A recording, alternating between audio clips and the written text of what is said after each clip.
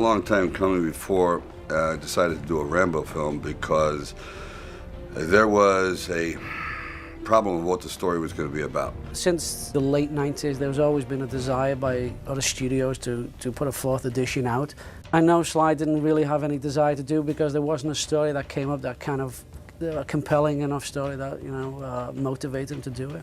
If it was just going to be a caper, I felt as though it wouldn't be significant enough and have any merit because I knew there was going to be a great deal of skepticism about doing a film, period. There was that big lag of almost 20 years. It was part of the Carolco stable, like the first three, and then it went over to Harvey and Bob Weinstein at Miramax for a long while, and there it rested, and then we took it from them. Rambo is a very successful franchise, but it's an independent film, and we went through the normal independent processes to finance this film. Avi Lerner and myself contacted Sly and Kevin King, and we started writing screenplays. There was an idea incubating around about dealing with Mexico. Rambo had come back to America. And he discovered all of kind of problem in Mexico related to the illegal immigration. And we thought we'd start with something as innocuous as the housekeeper's daughter, the woman that works, the Latina woman, hasn't returned from a weekend with her friends, say, in Tijuana. Like a high school graduation situation. And Rambo reluctantly decides to go down into Mexico.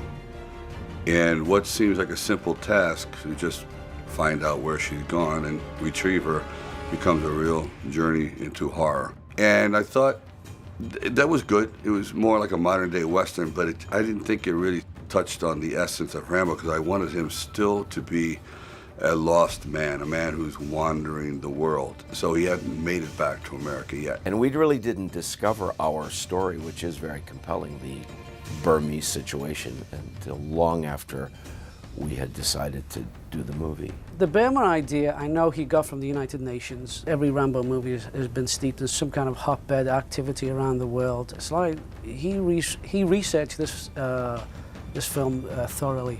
He knew quite a lot about it. I didn't know anything about it, I have to admit. I didn't know about the Karen people or the village plight until we had a meeting once with Sly and he told us all about it and he wanted to go in that direction. We managed to find the right concept to make the public believe that, hey, this guy is loner or this guy is living by himself in certain part of the world, in Burma. When we went over to Thailand, I think what made it very compelling and personal for all of us is that we visited the Karen refugee camps and we saw people that had undergone the torment and devastation by the present-day Myanmar government, and we heard their stories, and it became very personal. Amazingly enough, the idea of dealing with Burma clicked automatically with the people that were financing the film. They liked the idea that it was steeped in realism and that it's an ongoing situation, and the fact that Rambo is back in the jungle, which seems to suit his personality this time. We greenlit Rambo long before Rocky Balboa was ever released, and we sold it before it was released. We were going to go first with Rambo because that's our deal. They called me from the agent and they asked if we don't mind to push our movie after Rocky, which we agreed. But it didn't change the fact that I believe that Sly can put it again and make another Rambo. Sly felt that he wanted to prove a point with Rocky, which I believe, I think he did do. It was a critical and commercial success for us, and I think it helped Rambo only in that it made Sly a more relevant filmmaker in today's film community. It showed people that, he can get films made, it can be successful, he can bring them in on budget, and he had the will and the motivation to do so. It's a combination of believing in an actor and a director that can pull it off. Rocky did help Rambo in helping create awareness within the film community about his relevancy in the business.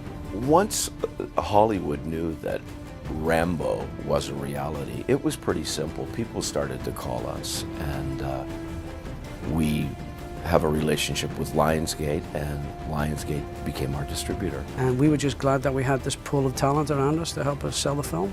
The more difficult part was to find the location, and obviously, since we cannot shoot the movie in Burma if we want to stay alive, so we had to look for some places look like what's happening in Burma.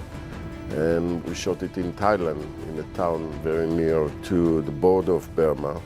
9 o'clock in the morning, 105. Welcome to Thailand. The idea of working in 44 degrees centigrade, which is like 111, 113 every day, well, it was just astounding. The snakes, Thailand and Burma have more snakes than any place on the planet, like 165, 90 of them are poisonous. That's why I thought Rambo would be in the snake business. It seemed logical. The main reason we were there is the story is set there. And the second reason is budget concerns. I mean, obviously, when you're in Southeast Asia, it's a lot less expensive than shooting in the Americas.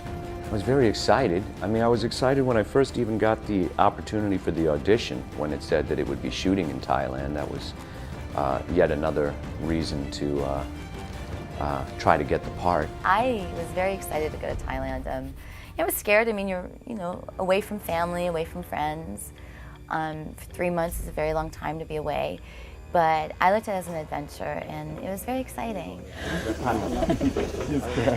Yes, the pig came right after me.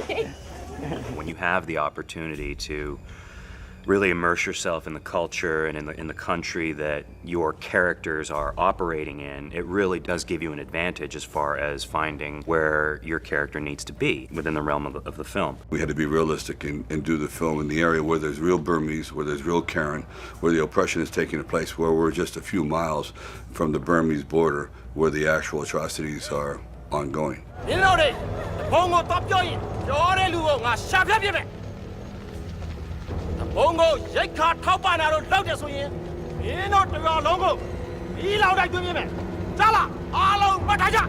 Mao, the fellow who played Tin, he actually is a former rebel freedom fighter of the Karen people. He has lost a lot of family, murdered, incarcerated. So he's been there. He knew that going in there, playing this part, he said there's a good chance that they're going to incarcerate some of my family back in Burma. And he still did it. He felt it was the movie and telling the story was going to bring so much more awareness that he was willing to put his own life in jeopardy to be a part of the film. So he was amazing.